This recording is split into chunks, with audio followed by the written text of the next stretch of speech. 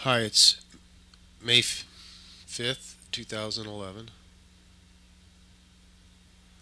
I'm going to talk about the stories out on NHK World and Kyoto News out of Japan regarding workers entering reactor building for the first time since the explosion. Um, Now, earlier in the week, there was a report about workers were going to enter the reactor building by Thursday, and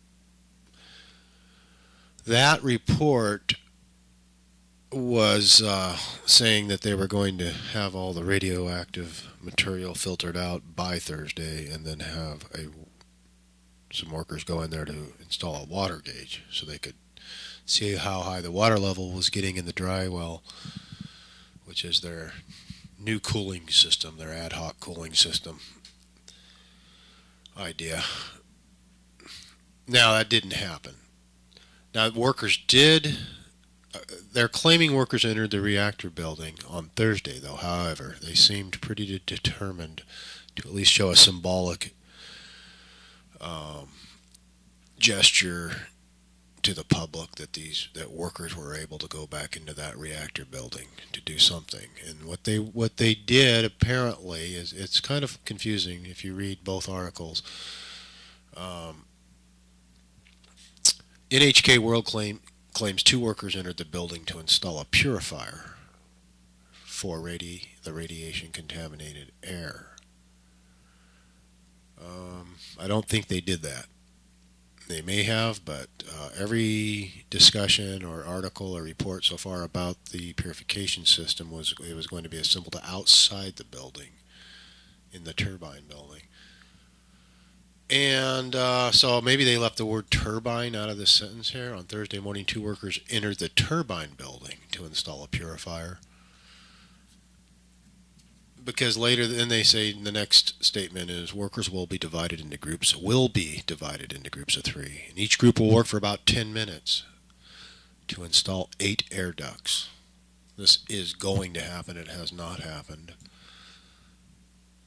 But if you go over to Kyoto News, it's interesting because they've got a little bit different story. And to me, it just seems amazing. You can get two different stories from the same source out of two of Japan's leading news sources.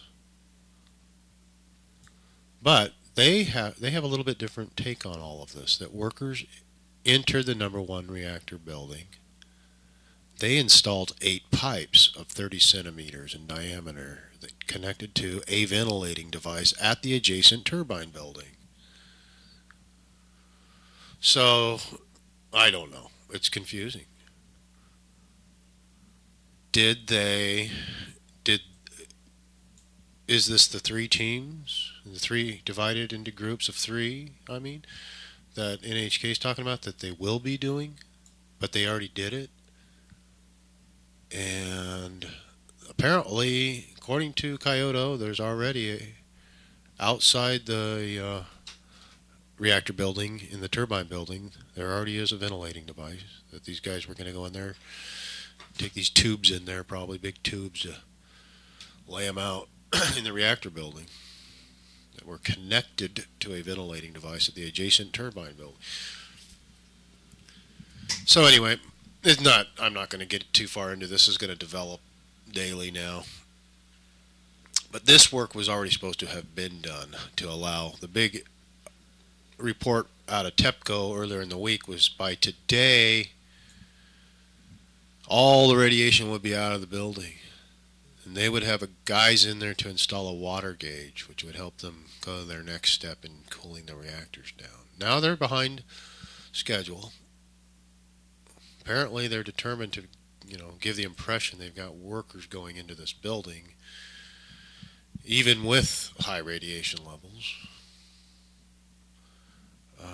But we're going to, I guess, find out how this progresses. But the story changed quite a bit from Monday to Thursday.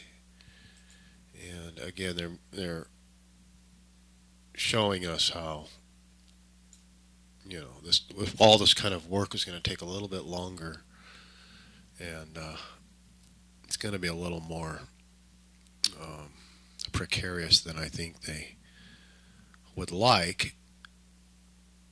And the emphasis they reran the story again this week that they ran last week about this new cooling system, or what I would call an alternative ad hoc last ditch effort cooling. I don't know if I'd call it a cooling system even, but it's an attempt to keep things cool. But certainly it's not going to be, it doesn't fit in to the technical definition of a cold shutdown, and it's never been done before. They've never done this before. I don't believe anybody's ever done this before, where you're trying to circulate water around in the drywall area, and somehow that's going to cool down the fuel rods inside the pressure vessel. Now maybe there's leaks in the pressure vessel, they can get some water in there, I don't know. Maybe that's what they know, we don't know. They want to get in there and they want to restore or work on that reactor, hook up some pipes and a heat exchanger and some stuff in there. But this story changes daily, so it's a good one to keep following, because you can kind of see that they're making claims they can't back up. Today you're supposed to have workers entering the building to go install a water gauge, not to start getting this air purification system in there. Now they don't know that that's even going to work. I'd like to see a picture of it, because it's, all we're doing is listening to words coming out of TEPCO. And they change from an NHK World story to Kyoto News story. They're two different versions of events on just about everything. And wouldn't it be easier so we just put a camera down there and we could just watch the guys go in there and see what they do, how long they stay, how many of them there are. They're going to install a water gauge or not. If it's safe for them to go in there, there's no reason why. I can't imagine, I can't imagine anyways why you wouldn't want to have live cam feeds so the world can see what's going on, instead of listening to these ridiculous stories coming out of news, what are supposed to be leading news network.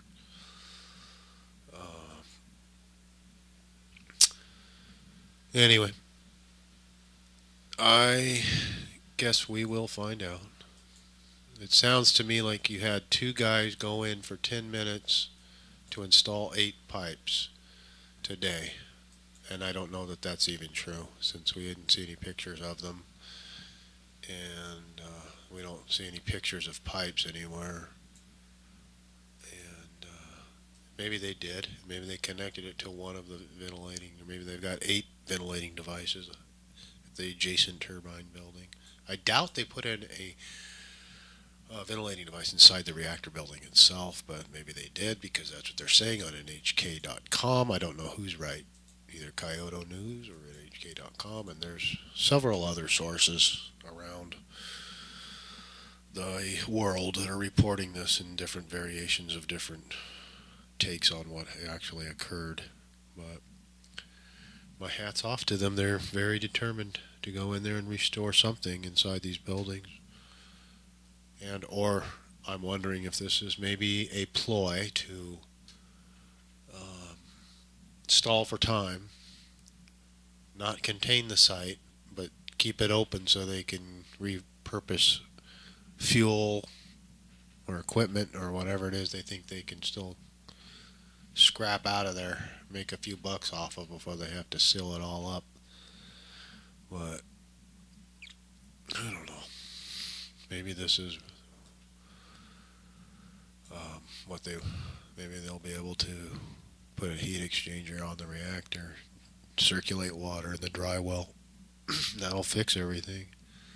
They can call that a cold shutdown if they want. All right, well, we'll find out. Take care. Bye.